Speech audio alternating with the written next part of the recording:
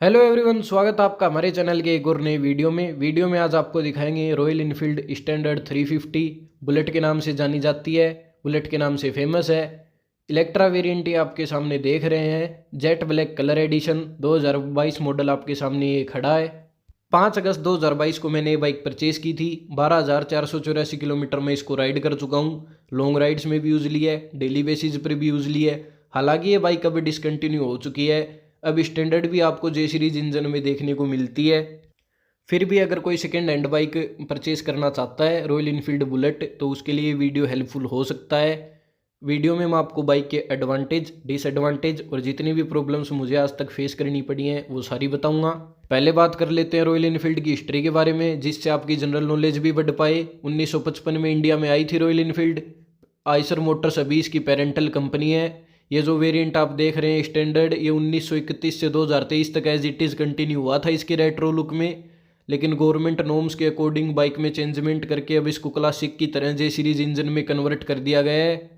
Royal Enfield की बहुत सी बाइकें आती हैं, लेकिन बुलेट में सिर्फ स्टैंडर्ड और स्टैंडर्ड बुलेट की बैजिंग कंपनी की तरफ से सिर्फ इन दो बाइक्स पर ही आपको लगी हुई मिलती है।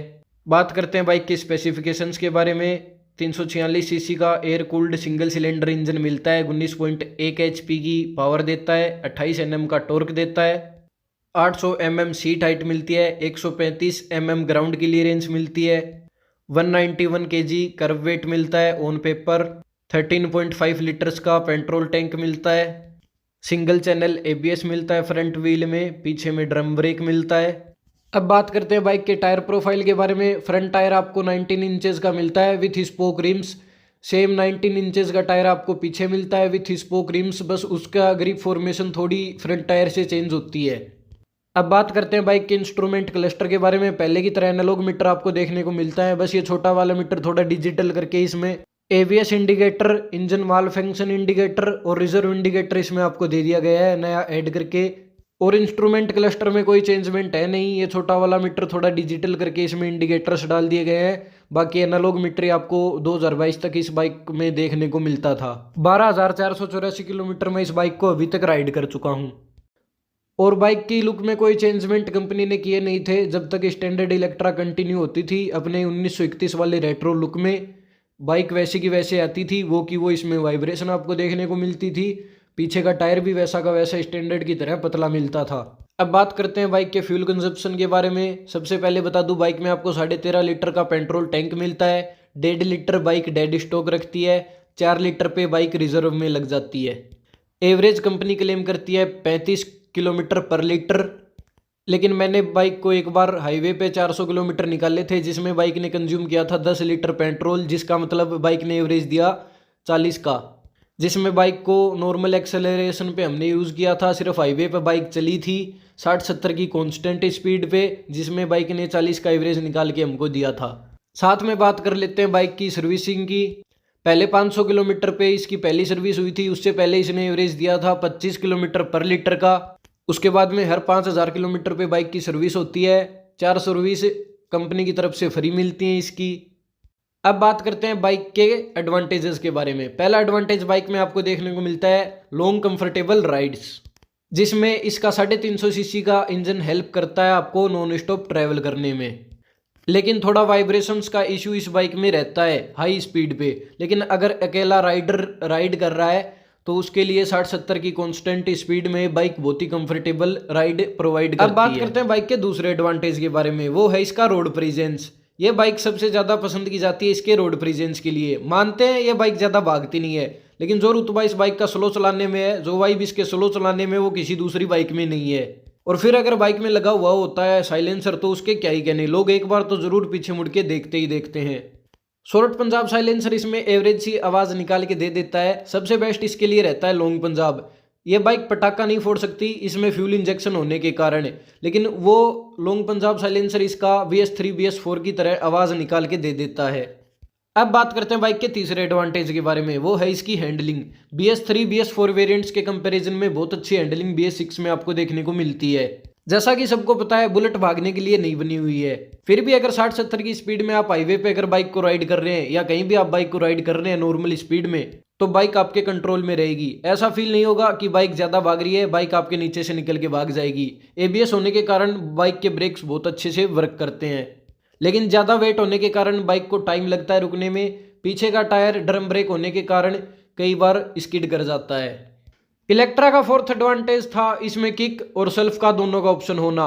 क्लासिक ना होते हुए भी स्टैंडर्ड वेरिएंट में दोनों ऑप्शन सिर्फ आपको इलेक्ट्रा में मिलते हैं। अगर कभी आपकी बाइक ट्रैफिक में बंद होती है तो आपको अचानक बाइक को स्टार्ट करने के लिए आप सेल्फ का यूज़ कर सकते हैं। विंटर्स में अगर बाइक सेल्फ नहीं लेती है तो आप किक का यूज़ कर सकते हैं। बैटरी डाउन होने पर भी आप किक का यूज़ कर सकते हैं। लेकिन अब 2023 में गवर्नमेंट नॉर्म्स के अकॉर्डिंग बाइक को जे सीरीज इंजन में कन्वर्ट कर दिया गया है, जिसमें आपको किक नहीं मिलता। अब सिर्फ स्टैंडर्ड नाम की स्टैंडर्ड बची है, बाकी इसको पूरी तरह क्लासिक में कन्वर्ट कर दिया गया है। इलेक्ट्रा का फिफ्थ एडवांटेज था वो थे इसके रेट्रो लुक्स, जो 1931 से 2023 तक, जब तक ये बाइक प्रोडक्शन में थी तब तक सेम थे। स्टैंडर्ड होने के बाद में भी ये बाइक क्लासिक को टक्कर देती थी, क्योंकि इसमें एबीएस, सेल्फ और किक का ऑप्शन और डिजिटल फ्यूल इंडिकेटर और डिजिटल इंजन माल फंक्शन लाइट मिल जाती थी।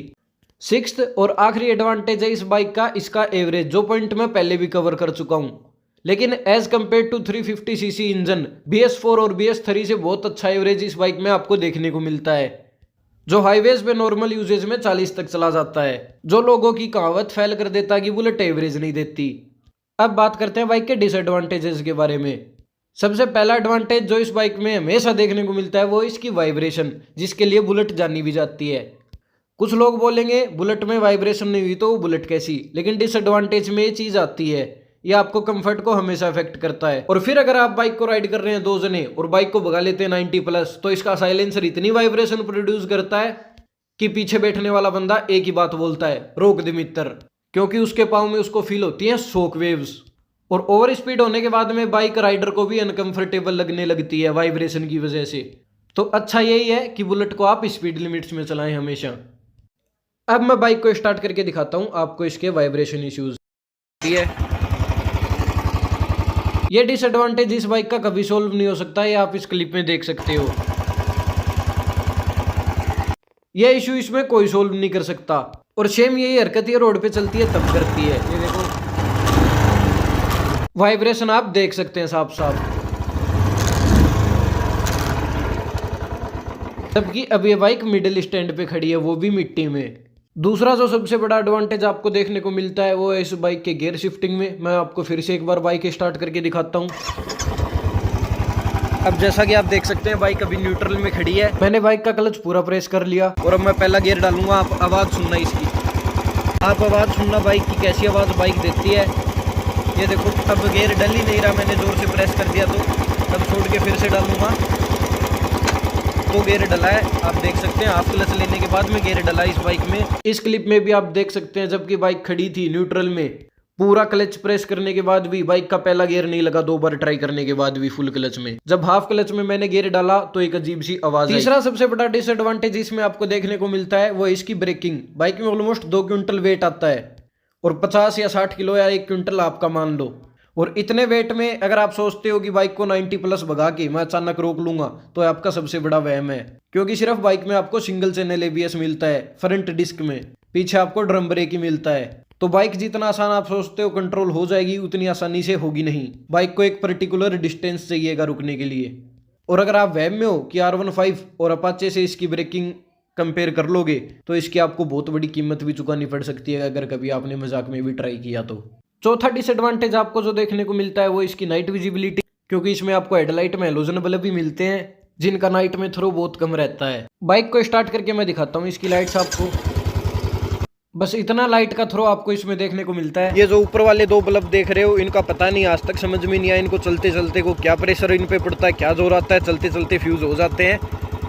बाकी बाइक की ये लो बीम है, ये हाई बीम है, ज़्यादा कुछ आपको इसमें फ़र्क देखने को मिलता नहीं है। अब वीडियो बहुत लंबी हो रही है, वीडियो अराउंड 15 मिनट की हो गई है। इसको अपलोड करने में और एडिट करने में प्रॉब्लम होती है, इसके लिए बाकी का बचा हुआ पार्ट आप देखें नेक्स्ट वीडियो में। आई बटन में और डिस्क्रिप्शन में उसकी लिंक मिल जाएगी आपको।